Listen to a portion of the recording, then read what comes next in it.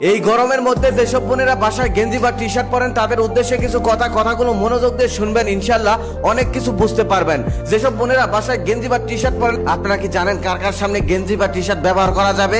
অনেকেই হয়তো বলবে মারামদের সামনে ব্যবহার করা জায়েজ আছে, কিন্তু আপনার ধারণা সম্পূর্ণ ভুল। কারণ যে আপনার বাবা হয়, যে আপনার ভাই লাগে, সেই সম্পর্কের আগেও তাদের আরো একটি সম্পর্ক আছে, তারা হলো পুরুষ।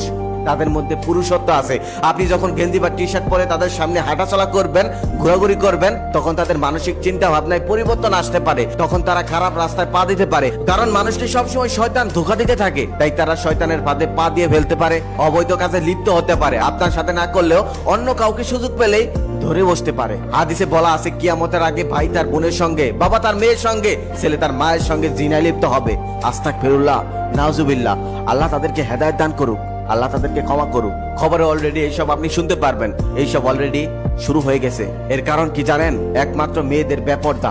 কিছু মেয়েরা তো এখনই রাস্তাঘাটে প্যান্ট টি শার্ট পরে ঘুরে বেড়ায়। ওইসব মেয়েদের তো লজ্জা শরম কিছুই নেই। তারা মুসলিম নাকি অন্য ধর্মের সেটাও বোঝা যায় না। আল্লাহ তাদেরকে হেদায়েত দান করুক, আল্লাহ তাদেরকে ক্ষমা করুক। এখানে কিছু বেপরদা মেয়েরা বক্তব্য রাখবে যে আমাদের দেশে তো 5 বছরের শিশু মেয়েকেও দর্শন করা হয়, বৃদ্ধকেও দর্শন করা হয়। তাদের উদ্দেশ্যে আমি একটা কথা বলবো। তাদের এই প্রশ্নের দাঁত ভাঙা জবাব দিতে আমি একটা কথা বলতে চাই। সে অনেকদিন আগের কথা, আমার পাশের বাসার এক আন্টি একদিন বিরিয়ানি রান্না করছিলেন। তার বিরিয়ানির গন্ধে পুরো মহল্লা মৌ মৌ করছিল। সেদিন সেও আমাকে বিরিয়ানি দিল না। তারপর আমার বিরিয়ানি খেতে প্রচন্ড ইচ্ছে করলো গন্ধ শুকার কারণে। তারপর আমি বাজার থেকে বিরিয়ানির সকল জিনিসপত্র কিনে এনে বিরিয়ানি বানিয়ে খেলাম। আমি সেদিন কিন্তু বিরিয়ানি খেতাম না, একমাত্র সেই বিরিয়ানির গন্ধ পেলাম, তাই খেতে ইচ্ছে করলো, তাই খেয়েছিলাম। তেঁতুল দেখলে যেমন কিছু মেয়েদের জিভে পানি আসে, জিভ এক হাত হয়ে যায়, ঠিক তেমনই কিছু পুরুষের বেপরদা মেয়েদেরকে দেখলে জিভ এক হাত হয়ে যায়, মুখ করতে মন চায়। লোকালয়ের মধ্যে তখন তাকে হয়তো ধরতে পায় না, তারপর আড়ালে গিয়ে যাকে পায় তাকেই ধরে বসে। সেটা বাচ্চা হোক, সেটা বয়স্ক হোক বা যুবতী,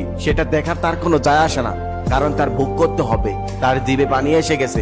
আশা করি ওইসব বেপরদা মেয়েরা এই প্রশ্নের উত্তরটা পেয়ে গেছেন। তাই বোনেরা, এইসব কাজ থেকে আপনারা সাবধানে থাকবেন। আপনি অবশ্যই গেঞ্জি বা টি শার্ট পরতে পারবেন, সেটা আপনার ব্যক্তিগত রুমে কেউ যেন না দেখতে পারে। ইনশাআল্লাহ আপনি আপনার স্বামীর সামনেও পড়তে পারবেন, কোনো সমস্যা নেই। তবে আমার মনে হয় এইসব পরা না পরাই উত্তম। কারণ আমাদের প্রাণপ্রিয় নবী হযরত মুহাম্মদ সাল্লাল্লাহু আলাইহি সাল্লাম মহিলাদেরকে পুরুষদের পোশাক পরতে নিষেধ করে গেছেন। এতে ফিতনা হতে পারে, মহিলাদের পোশাক হবে ঢিলাঢালা। আমাদের প্রাণপ্রিয় নবী হযরত মুহাম্মদ সাল্লাল্লাহু আলাইহি সাল্লাম কোনো কথা এমনি এমনি বলেনি। আশা করি সবাই বুঝতে পেরেছেন। ভিডিওটা বর্তমান সময়ের জন্য খুবই উপযোগী। আমি প্রত্যেকদিন ভিডিও বানাই, তবে কখনো লাইক চাইনি, কমেন্ট চাইনি, শেয়ার করতে বলিনি।